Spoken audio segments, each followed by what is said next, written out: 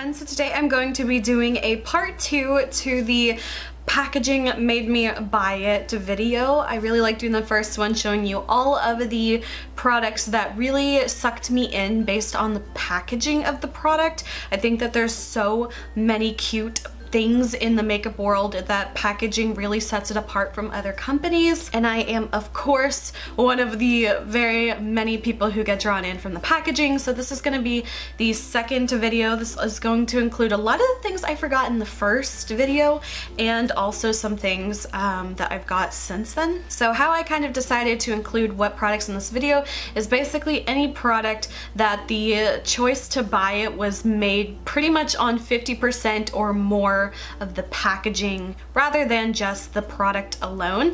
So I have a whole bunch of really cute products, also some weird products that also drew me in, and yeah, so I will share all those with you guys. If you could take a minute to like my video, it would help me so much, and let's get started. So the first few things that I have that really drew me in based purely on the packaging alone, because this one was definitely 100% packaging. These are two perfumes, both from Katy, Perry, and they are like the Royal Revolution like cute perfume packaging. So these I actually bought both of these completely based on the packaging. Like I literally did not even know what these perfumes smelled like, but the reason I kind of justified it is, one, obviously I love the packaging, two, I got them from like a discount website, so it wasn't as expensive as like these usually are, and also because usually celebrity perfumes are very, I would say, safe. They're not like very niche-y, so they're gonna be like a really popular kind of scent. So that's sort of why I was like not that terrified to like buy a perfume like that I've never smelled before, but I actually really love the scent of both of these. I want to like get all the perfumes that they have in this like packaging design. I remember when I bought this, whenever I showed it in my haul video, it reminded me of the like little vial that they had in the movie Casper, that they like used the elixir that they were like using to like turn him like not from a ghost. Was that how it was? I think that's what it was, to bring him back from the dead, to make him human again. But that's what this always reminded me of, that like little elixir potion. So those, even after I use up the product, I'm sure I will like never be able to throw those away because they're so beautiful, and I'm crazy like that. Another perfume I have, again, this is another celebrity fragrance. So I had actually like smelled this one before in store, so I knew I liked the scent, but this one is like the Ariana Grande perfume. She has a couple different versions now. This is the only one I own, but I loved the bottle of this. It was so pretty. I love the little puff. It's very like, I don't know, I have like a whole bunch of little puffs on my purse, so it just reminded me of something I would do. And then mine also came with like this little teeny tiny bottle of it. It's so cute. I wish it had like a little tiny puff on it as well. I feel like a little pom-pom, but it doesn't. But I definitely really like this, and again, like the packaging was just like 99% of why I got it. Again, I do like the scent of this perfume as well, but I mean, come on. So the next few products I have are going to be nail polishes, which typically I find like there's not much like really out of the box nail polish packaging design, but whenever these came out a couple years ago, I thought they were so beautiful, and I ended up buying like one of them like at regular full price, and then the rest of them I think I got from Big Lots for like, I don't know, a few bucks a piece. But I have a lot of these Revlon Parfumerie nail polishes. These are so pretty. It reminds me of like Victorian style bottles and stuff like that, and it was very cute because these are like scented nail polishes to go with the perfume bottle theme. I thought these were just so adorable, and I think I have about 6 of these and definitely I have some in colors that I probably wouldn't really wear usually, but of course, like I said, the packaging of these are just so cute. I love how they look sitting all together, and of course I do use them and things like that, but 85% of the packaging was the reason why I bought these. Some more nail polishes. These are actually a Korean brand. These are the Chateau Labiotte wine gel nail polishes. These are so cute. They look like teeny tiny wine bottles. I also have the lip tints that go along in this line. All their stuff is designed to kind of look like wine bottles, so they have like mascaras like that. There is a cleanser that I showed in my last packaging made me buy it video, and these are actually like really amazing nail polishes as well. They're supposed to be like a gel polish that you don't need to use with a UV lamp or an LED lamp. There's actually a base and a top coat that goes along with it, but I don't own those. So these are actually really good nail polishes on their own as well. So definitely really like these. So the next nail polish, technically I didn't buy it, but my best friend bought it for me, and she knows me so well, so like if I had seen this, I definitely would have bought it as well. So the actual like nail polish bottle itself doesn't look anything super like unique. I do like the shape of it though, and this is from the brand Odeme or Odeme or Odeme, who knows, but like it has a very like almost like an art deco kind of look to it, especially with like the typeface. But the nail polish color is like exactly like my favorite color, and I honestly have like a million nail polishes in this color, but I will never have enough mint nail polishes. It's the one I'm wearing now, and it's such a pretty color, but also the like outer packaging of this is so beautiful. I feel like I would, you know, never be able to throw this box away. It's just so pretty. So yeah, this is just the Odeme nail polish, and this is in the color Cinque Terre. So the next one is another Korean product. This is from the brand Holika. It's called the Sweet Cotton Pore Cover Base. I actually really like this, but the packaging of this is just so cute. It reminds me of like a vintage carnival, and I thought it would smell like cotton candy. It definitely does have like some sort of like sweet scent to it, but I wouldn't really necessarily call it like a cotton candy scent. But I actually really like this. It's one of those like pore filling ones, and I'm actually almost out of it, so I feel like this is one I'd probably like buy again. But definitely the packaging of this is just so precious. Next is a foundation. This is from the brand Physicians Formula, which I really don't have that many products from at all. And this one is called the Nude Wear Touch of Glow Foundation, but it's so pretty. But the like shade range of this is like absolute shit. Like I think there's probably like 5 colors of this, like if even.